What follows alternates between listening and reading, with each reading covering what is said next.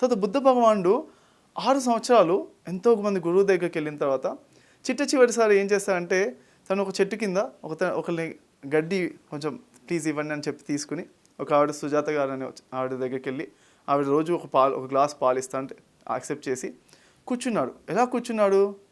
తను కూర్చుని లేవను అనుకున్నాడు, పడుకోను అనుకున్నాడు, కూర్చునే ఉంటాను అనుకున్నాడు. నేను దుఃఖం గురించి నాకు సొల్యూషన్ తెలిసేంతవరకు నేను కూర్చునే ఉంటాను అని గుడాకేశవ్ ఎప్పుడైతే మారాడో అప్పుడే కొన్ని రోజుల్లోనే తను కావాల్సినంత పొందాడు. తను అందుకే చెప్పాడు రత్నం దియో అని చెప్పాడు అనమాట. అంటే రాత్రులు పగలు సాధన చేయమని చెప్పాడు. ఎందుకంటే చాలా పవర్ఫుల్ ఉంది. మొత్తం 24 గంటలు 16 గంటలు 18 గంటలు ధ్యానం చేసి మిగతా 6 గంటలు 2 గంటలు ఈవెన్ 10 నిమిషాలను పడుకున్నా కానీ 10 నిమిషాలు అరగంటే నడుము వాస్తా అండి అంటే ఉండే ప్రోగ్రెస్ ఏదైతే ఉంటుందో అది కూడా కంప్లీట్గా మనం కూర్చుని ధ్యానం చేస్తే 100,000 లక్షల రెట్లు ప్రోగ్రెస్ ఉంటుందని నేను నా రీసెర్చ్ లోపల తెలుసుకున్నాను అనమాట.